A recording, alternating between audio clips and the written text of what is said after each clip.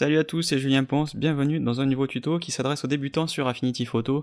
On va voir comment faire la séparation de fréquences pour retoucher un portrait ou une retouche de corps. En l'occurrence ici on va faire un petit shoot de bikini à la plage. J'enregistre ce tuto pendant l'hiver, donc ma foi, au moins ça va nous réchauffer un petit peu. C'était un shoot qui a été fait dans des conditions assez difficiles, j'ai déjà utilisé cette image pour d'autres tutos, mais c'était dans le sud de la France en pleine journée avec le soleil très très haut. D'où les ombres assez dures qui sont projetées sur le visage et sur le corps. Vraiment des conditions assez vraiment pas idéales. On avait juste un réflecteur sur le côté pour envoyer un peu de lumière. Il en aurait fallu un bien plus grand et qui enveloppe vraiment tout le modèle pour pouvoir déboucher complètement ces ombres. Et aussi surtout filtrer la lumière du soleil au-dessus. Malheureusement on n'avait rien d'autre. Donc on a dû faire avec ça. Donc le but de la manœuvre, ça va être d'adoucir vraiment la lumière sans perdre des détails, et c'est là que la séparation de fréquences peut être vraiment très intéressante. Donc elle est facile à faire dans Photoshop, j'ai d'ailleurs un tuto gratuit sur ma chaîne YouTube avec une image qui a été prise la même journée, c'est pas exactement celle-là, mais c'est toujours avec Mélanie, et c'est toujours à la plage dans le sud de la France. Nous, on va prendre ce fichier CR2, le charger dans Affinity, et on va voir que dans Affinity Photo, c'est vraiment hyper simple. Vous remarquez au passage les différences d'interprétation du fichier brut entre Windows 10 et Affinity Photo. Affinity nous donne quelque chose ici d'un petit peu plus saturé. Donc on va pas voir dans ce tuto les options de développement, on va garder la photo telle quelle et on va cliquer sur développer.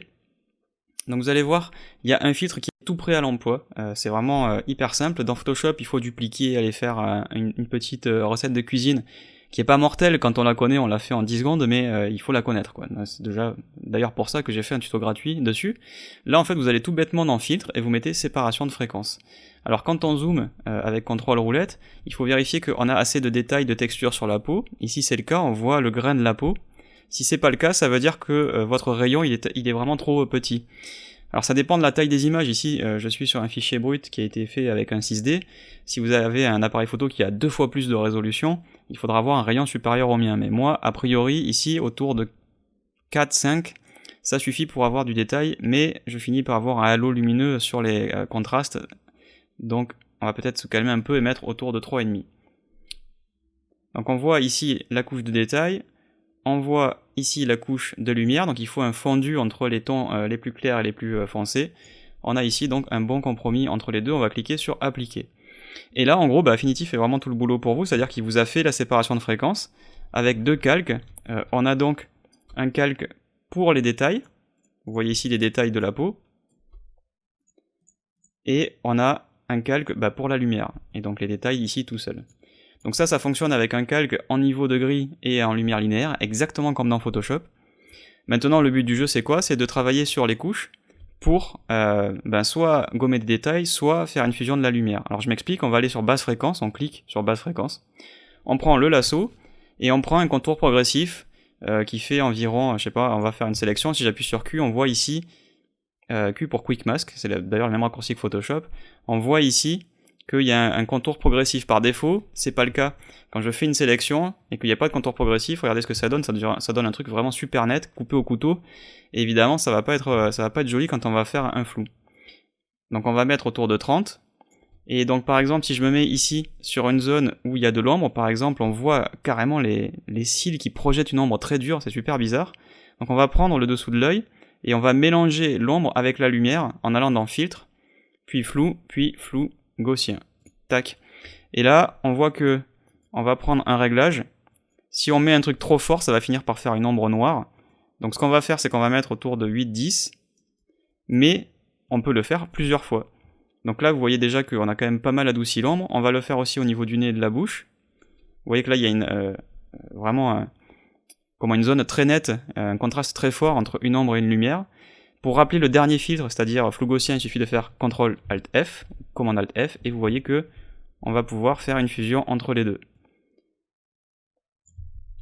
Et on va faire ça à tous les endroits où on a besoin de mélanger un peu la lumière pour avoir quelque chose d'assez doux et éviter des transitions trop fortes avec ce qu'on appelle des hotspots. Et ensuite on fera pareil, enfin en tout cas on fera pas pareil, mais on fera une correction. Par exemple ici j'ai des petites imperfections sur la peau que l'on va enlever avec la couche supérieure, puisque c'est pas de la lumière, c'est vraiment du détail. Voilà, regardez cette ombre ici qui est très très dure sous le menton. On va prendre vraiment tout ça et on va le fusionner. Donc là, vous voyez qu'il me reste encore des traces. Pourquoi? Parce que si je regarde ma haute fréquence, eh bien elles sont encore là. Là, on voit que c'est vraiment très très net. Et ça, c'est vraiment le soleil qui plombe en tout début d'après-midi. Donc là, le but du jeu, ça va être de se mettre sur haute fréquence, puis de prendre le tampon, touche S, avec une brosse un peu moins violente quand même, parce que là, c'est vraiment super gros. Et on va mettre calque actif. Il faut bien faire attention de ne cloner que de la haute fréquence. Il faut prendre que de la haute fréquence. Sinon, vous allez incruster de la couleur sur un truc en gris, qui en plus en lumière linéaire, ça va faire n'importe quoi. Donc avec Alt, je prends une source, donc je me mets à côté, et regardez, on va peindre du détail. Même si je prends dans un truc qui est plus foncé, plus clair, etc., ben on voit que c'est pas grave, puisqu'on ne fait que cloner du détail. Et on fait disparaître les tout petits défauts très facilement, puisqu'on ne travaille que sur la texture et plus sur la lumière. Vous avez vu quand même, c'est quand même assez magique. Donc par exemple ici, sur les épaules, le décolleté et surtout l'ombre du cou, ça peut valoir le coup de faire un petit lissage là aussi. Donc on va se remettre sur basse fréquence, et regardez ici au niveau du cou, là ça va être vraiment, c'est très très fort l'ombre, donc on va faire filtre répété flou gaussien, et on va le faire vraiment plusieurs fois. CTRL ALT F, et ensuite on va voir sur haute fréquence si on ne peut pas faire une fusion un peu plus douce. Voilà, ça marche bien. Alors je me rends compte que ma brosse est trop dure, donc on va mettre dureté 0 pour avoir un coup de tampon qui soit vraiment super lisse. Voilà, là ça marche bien. Regardez comment on lisse l'ombre. L'ombre, il faut la garder hein, forcément, mais il faut pas qu'elle soit aussi dure. Et là on a fait une transition vraiment très très douce sur l'ombre. Donc on va continuer, on va aller au niveau de l'épaule, donc toujours sur basse fréquence cette fois. En gros, le flou gaussien c'est sur le calque basse fréquence, le tampon c'est sur la haute fréquence. Donc CTRL ALT F, je lisse. On va en faire ici un peu plus bas. Au niveau du décolleté, ben, l'ombre, elle n'a pas forcément à beaucoup bouger. Celle proche du bikini, oui, mais celle au milieu, évidemment, non. Pour ceux qui ont déjà fait de la lingerie ou du bikini, vous avez l'habitude, j'imagine. Il faut toujours garder des contacts. Il y a des ombres qui sont plus ou moins gracieuses ou plus ou moins jolies. C'est évident que sur un décolleté, l'ombre entre les deux seins marque et affiche le décolleté. Par exemple, ici par contre au niveau des bras, ça on peut le masquer un tout petit peu. Évidemment, il faut garder le pli entre les bras, mais il ne faut pas forcément le mettre en valeur. Donc maintenant on revient sur haute fréquence, et pareil, hop, un petit coup de lissage sur l'ombre. Ça va quand même bien mieux quand on fait le lissage ici. Voilà. On va faire pareil au niveau du bord ici de l'ombre du maillot, qui projette une ombre sur le cou et juste sur le bord du sein. Vous voyez que ça fait une ombre bien diffuse, donc celle-là on la touche pas, mais par contre ici au niveau du bras, on peut éviter d'avoir autant de détails. Voilà, c'est pas non plus absolument nécessaire. Et on va faire pareil ici et ici.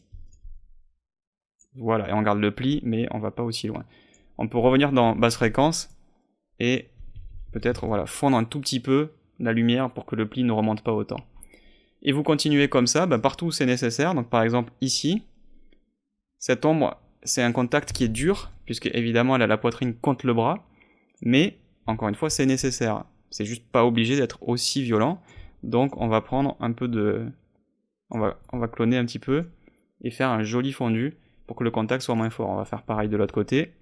Hop, petite gymnastique avec le lasso, basse fréquence, un petit coup de flou, je vais sur haute fréquence, un petit coup de S pour passer au lasso, et hop, on adoucit l'ombre, qui fait une jolie ombre rose sur le bras, ce qui est évidemment le but et qui est réaliste. Donc je ne vais pas le faire partout, je vais faire que la partie haute du corps. Et ce que je vais faire, c'est... on va enregistrer l'image, vous savez quoi? Tac, on va faire enregistrer sous. Et je vais réouvrir le CR2. Là, si je reglisse le CR2, il va pas s'ouvrir parce qu'il est déjà ouvert, donc Affinity va pas comprendre. Et je vais le réouvrir juste pour qu'on puisse faire un avant-après. J'étais bête, j'aurais dû dupliquer le calque à l'origine pour qu'on puisse faire un avant-après. Bon, c'est pas grave, on va enregistrer ça. C'est sur du SSD, donc ça va aller assez vite. Et une fois que c'est fait, on va reglisser le CR2. Et puis on va copier-coller, et on va regarder ça, on fera un petit avant-après qui va être sympa. Donc la séparation de fréquence, ça sert pour le portrait, on en parle souvent en portrait, j'en parle souvent moi-même en portrait, mais il faut évidemment pas perdre de vue que c'est tout ce qui nécessite d'avoir un lissage sur la lumière et des corrections de détails. Donc typiquement sur le corps, la lingerie, pour ceux qui font du nu artistique aussi, la séparation de fréquence est une technique vraiment pas mal pour garder du détail mais lisser la lumière. Donc ici on va faire un petit CTRL A, on va revenir dans l'autre image et on va faire un petit CTRL V.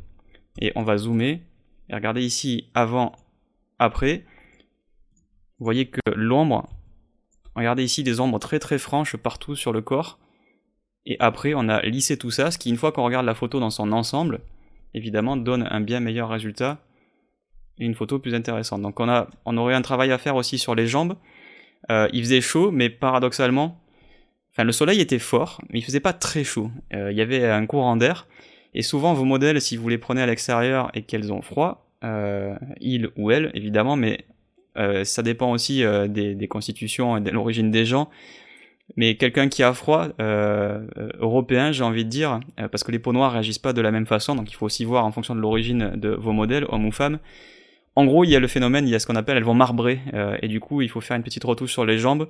Ici, il y avait un courant d'air, et en l'occurrence, les jambes ont un tout petit peu marbré, en plus des ombres qui sont très dures. Donc là, vraiment, pour le coup, la séparation de fréquence fait un super travail pour avoir un ton de jambe qui est joli, et pour autant garder du détail. Donc en général, des jambes marbrées, c'est pas forcément ce que vous allez vouloir obtenir, en particulier si vous faites de la mode pour des clients, pour des collections de vêtements. Il faut avoir une texture de peau qui soit unifiée et éviter un effet marbré. Donc cette technique pourra s'appliquer sans problème. Je vais pas continuer parce que c'est exactement la même chose, donc ça va rallonger artificiellement le tuto pour rien. Donc en guise de finition sur cette image, ce qu'on peut faire, c'est éventuellement envoyer, hop, un petit coup, je le cherche, séparation de ton, voilà, je le cherchais virage partiel, mais dans Affinity ça s'appelle séparation de ton, et on va juste envoyer un petit peu de bleu dans les noirs, donc en privilégiant plutôt les basses lumières, donc du bleu dans les noirs, voilà, et surtout je vais aller chercher un TSL, et on va aller chercher les bleus, alors les bleus ou les cyans, hein, je sais pas trop, on va voir, et on va envoyer voilà, de la saturation.